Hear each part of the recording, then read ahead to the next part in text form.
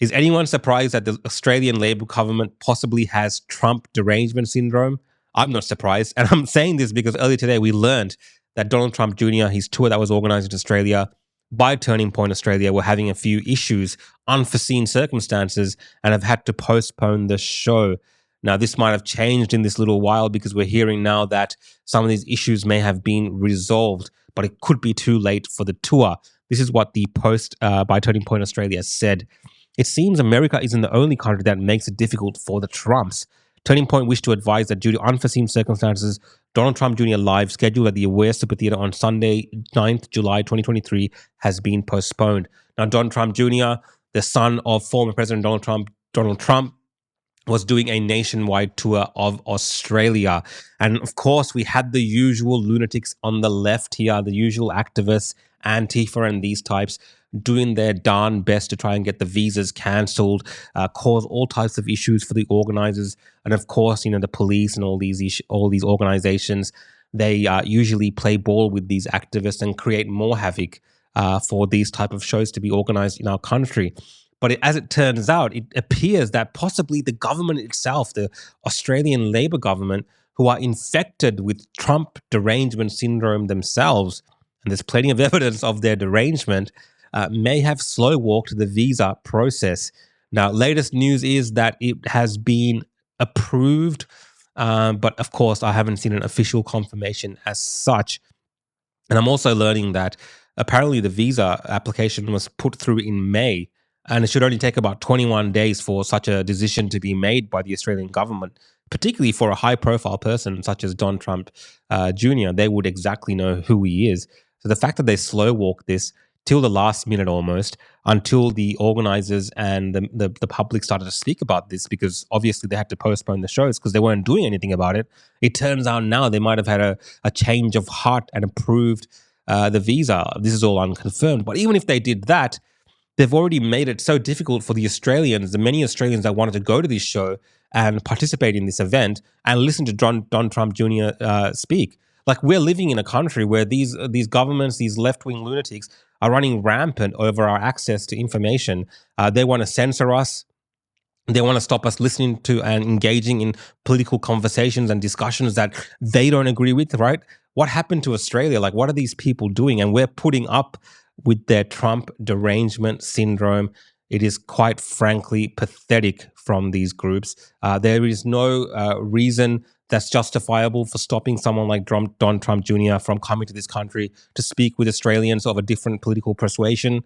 Even if you don't agree with him, even if you don't like him, even if it's because you don't like his father, there's no reason not to disallow him to come. Now, if you're talking about Hunter Biden, the crackpot son of Joe Biden, yeah, maybe there's a few reasons why he might not be eligible to visit Australia. You can almost make the case for that crackhead Hunter Biden. But for Trump Jr., besides Democrats in America going nuts about him because he's the son of Donald Trump, there is no reason that I can think of why he should be denied a visa to come speak to Australians that want to hear from him. Come on, it's like absolute total nonsense. Reminds me of the total BS that our government put Novak Djokovic through just for daring to have a different view or opinion. And, this is the kind of country that we live in, where we end up being this international embarrassment for the most simplest of things, because the government, this time the Labor government, are trying to control the rest of the population in terms of what we can access. Now, we know that they're trying to do this with this whole ACMA disinformation bill, trying to control the speech that we're allowed to partake in online as ordinary people. Now what the government, I'm just making an allegation here because they slow walk this entire thing. Now it appears like they're interfering in Australians' access to other political ideas and debates, even from international people, right? We're just like this hermit kingdom of lunatic left-wing ideas and anything that Labor likes. And if you're telling me that you don't think the Labor government have Trump derangement syndrome, just today, Linda Burney, one of the ministers, talking about the voice to Parliament, is blaming, Trump derangement syndrome style stuff that she has, or that this government perceives, for the abysmal results that the voice is getting in the polls right now. That's absolutely getting smashed at the moment in the polls because of their poor performance they're blaming Donald Trump. Like, this is the derangement of our government. And if you don't believe me, I'm going to play the clip now so you can hear her in her own words. Now, I also want to say a few words about the No campaign.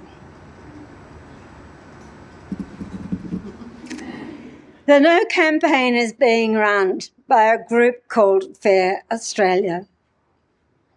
It is importing Trump-style politics to Australia. It is post-truth, and its aim is to polarise. Its aim is to sow division in our society by making false claims, including that providing advice to government would somehow impact the fundamental democratic principle of one vote, one value.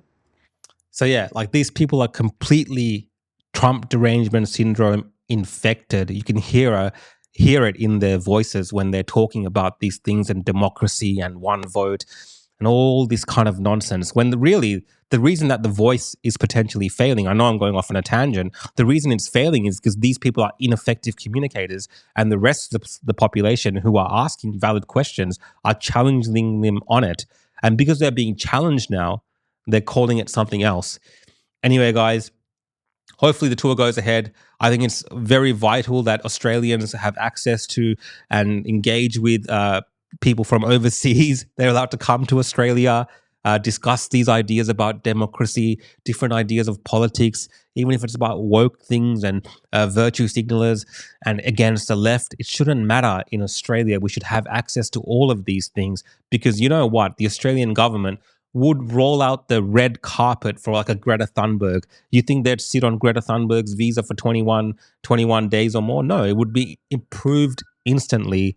And these people are again saying that they represent us, these government folks, and they are just doing whatever they want to do, so we can only hear and listen to what they want us to hear and listen to. Anyway, guys, if you're enjoying my videos, you can follow along on YouTube, Twitter, Instagram, Facebook, Rumble, and Odyssey at The Real Rukshan, or you can look my name up, Rukshan Fernando. See you all next time.